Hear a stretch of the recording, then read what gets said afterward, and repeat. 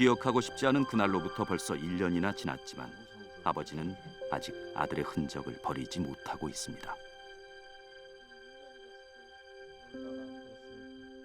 지 할머니하고 외할머니하고 여기 다 아직 못 버리고 그냥 어떻게 볼까?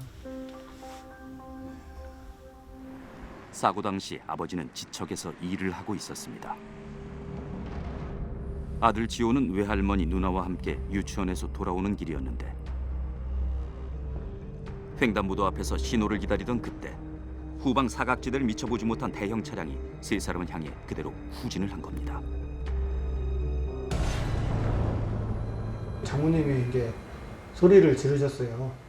아이고 아이고 이렇게 소리가 이제 저 작업하고 있는데 그래서 이제 아 사고다. 이제 직감하고 이제 제가 나갔는데 비명 소리에 달려나가 보니 지호와 할머니가 차량 밑에 깔려 있는 상황. 아프다고 아빠 다리 아파 그랬어요. 그때까지 이제 말은 정확히는 못했어도 자기 표현할 건 하고 그랬었거든요. 즉시 출동한 119에 의해 구조된 세 사람은 가까운 대학병원으로 옮겨졌습니다. 다행히 큰 부상이 없었던 누나에 비해 할머니와 지호의 상태는 위급했습니다. 그런데 정작 지호는 제대로 된 치료를 받지 못했습니다. 1시간이나 좀 있다가 여기서는 지금 치료를 못하니까 다른 병원을 가시려면 알아보시라고 하더라고요, 저희 보고. 네, 중앙응급의료센터 전원조정실입니다. 지금 중증 외상 환자 한 명이 와 있는데요. 수술은 못할 것 같은데 혹시 다른 수술 가능한데 알아봐 주실 수 있나요? 응급실 환자분이세요? 예, 지금 다 알아봤는데 다 안 된다 하셔가지고. 전북대에 있는 외상 25개월짜리 환자 때문에 전화드렸거든요. 소아예요? 네. 저희 소아는 불가능하거든요. 꼬맹이 같은 경우에는 마이크로로 오피를 해야 하는데 저희 병원에서는 마이크로가 세팅이 안 돼 있어가지고요. 오퍼레이션이 불가능하다고 이야기하는데요. 3시간 동안 전국 14곳의 병원에 의뢰를 했지만 당장 소아응급 수술을 할 만한 의료진과 수술실이 있다는 곳은 단 한 곳도 없었습니다. 결국 헬기 요청 2시간 만에 지호는 겨우 외상센터로 옮겨집니다.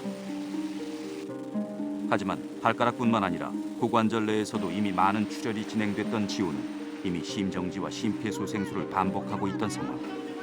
결국 숨을 거두고 말았습니다.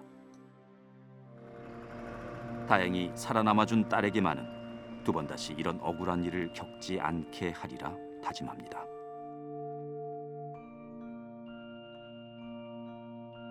제가 돈이 많아갖고 VIP라도 됐으면 의사들 안 쫓아왔겠어요?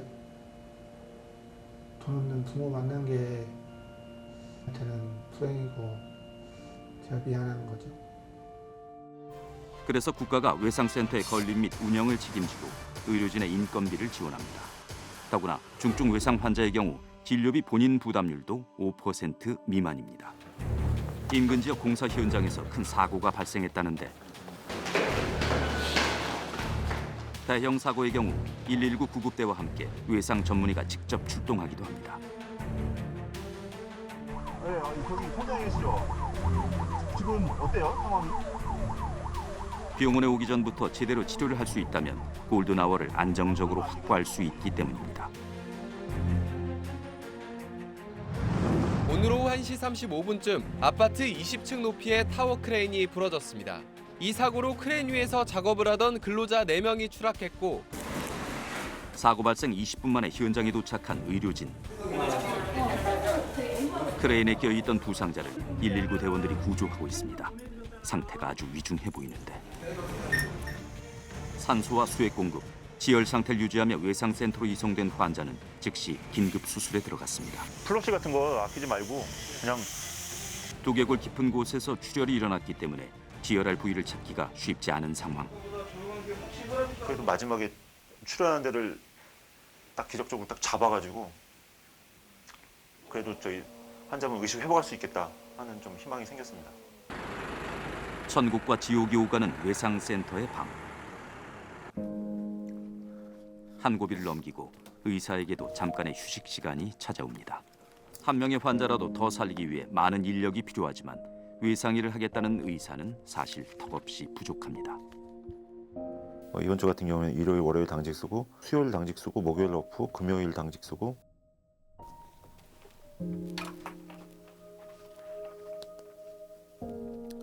죽음의 강을 건너는 환자들을 되돌리는 사이 가족들과 멀어지기도 일쑤입니다. 이쁘죠, 애들. 뭐 어쨌든 간에 꼭 이렇게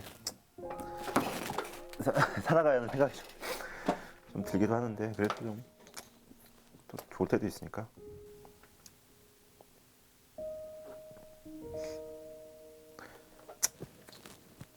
그렇죠. 열흘 전 사고 현장으로 직접 출동해 이송해왔던 환자의 경우만 해도 외상 전문의로서의 보람을 절실히 느끼게 해준다는데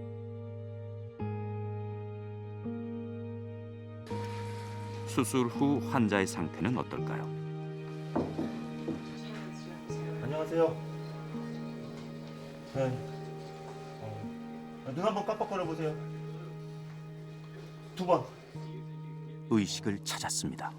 이쪽 손 한번 잡아보세요. 한번 펴보세요. 네, 그렇죠. 제 손 한번 꽉 한번 잡아보세요. 잘하셨어요. 그 첫날만 생각하면은 이렇게 됐다는 건 거의 기적 같아요. 한 사회의 일꾼이 한 가정의 가장이 죽음의 문턱에서 원래의 자리로 다시 돌아갈 수만 있다면 그 무엇과도 바꿀 수 없는 진정한 가치가 아닐까요?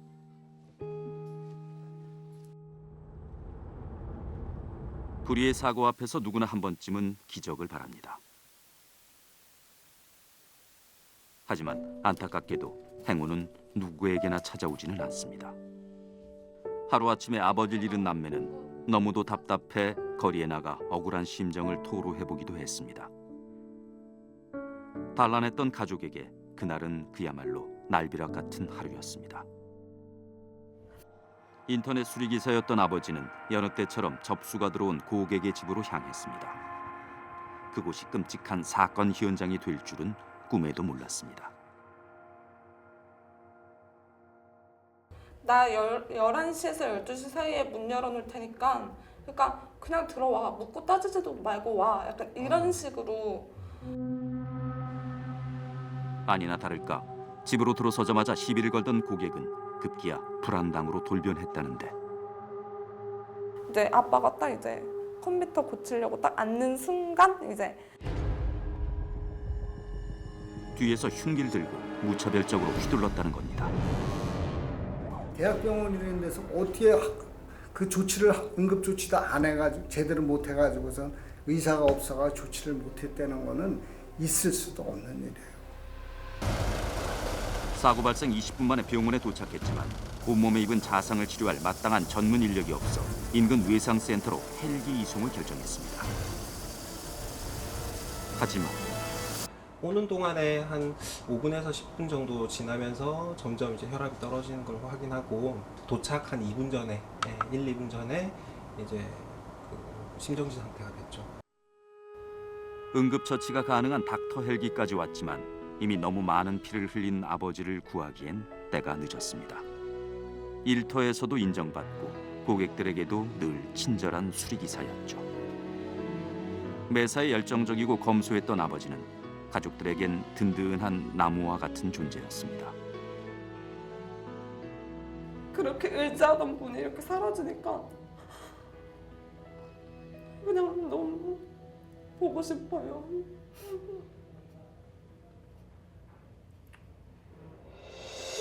희주 씨가 아버지의 죽음을 이렇게 받아들이기 힘든 데는 아직 풀리지 않는 의문점이 있기 때문이기도 합니다.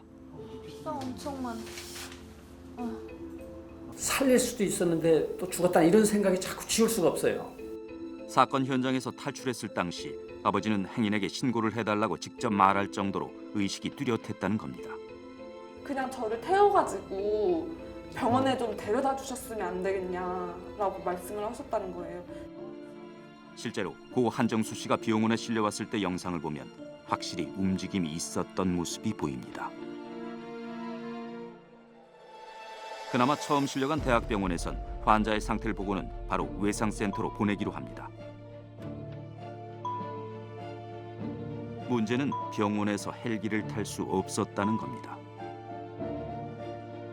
헬기를 탔으면 당연히 병원에서 탔을 거라는 생각을 했는데 들어보니까 수원부 중앙경찰학교까지 가가지고 제일 가까운 어디든 내릴 장소가 과연 없었을까? 왜 하필 왜 경찰학교? 사실 헬기 이송 결정까지는 그리 시간이 많이 지체되지는 않았습니다. 그런데 고 한정수 씨는 어쩐 일인지 앰뷸런스를 타고 외상센터와 반대 방향인 곳으로 이동해야 했습니다.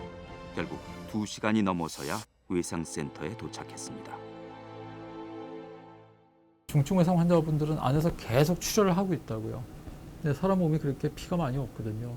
제가 골든 아워라는 표현을 많이 쓰는데 이젠 골든 아워라고도 안 하고 플래티넘 미닛이라고 하는 게 1분 1분이 정말 플래티넘 같이 중요하다는 뜻입니다. 그렇게 중요하거든요.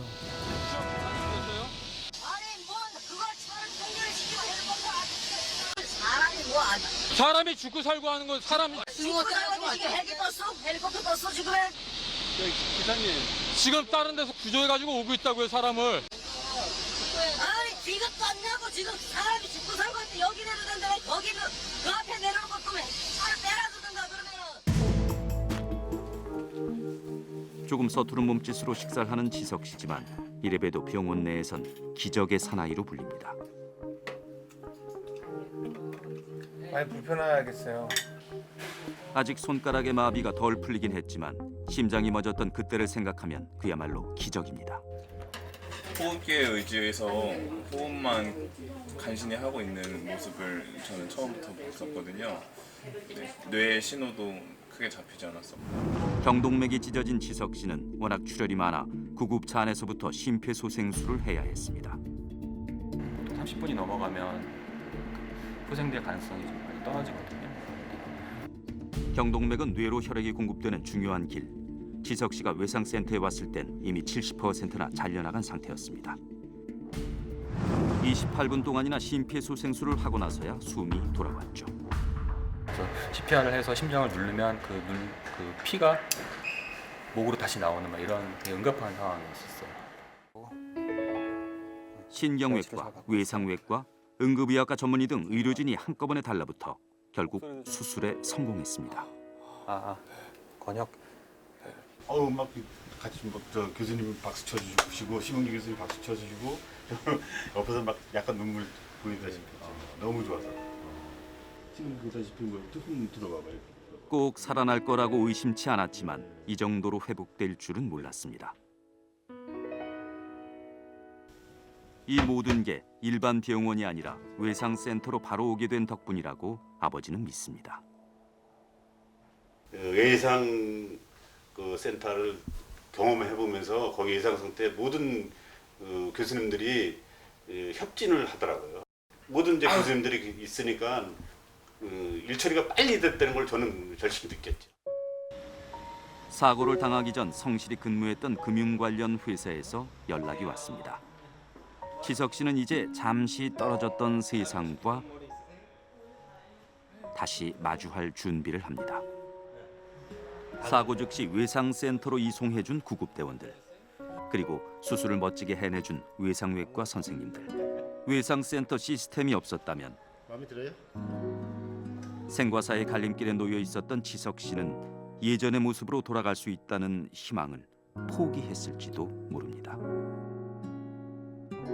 장애가 좀 있는데 이게 어느 정도 회복이 돼서 빨리 회복이 돼서 사회에 잘 적응해서 일반 사회인들하고 같이 이렇게 직장 다니는 게 저는 아버지로서 아주 큰 바람이죠. 이제 가족과 세상의 품에 다시 안긴 지석 씨가 소식을 전해왔습니다. 안녕하세요. 저 잘 지내고 있어요. 저를 살려주신 병원 관계자분들께 너무 감사드립니다. 멋지게 살겠습니다. 감사합니다.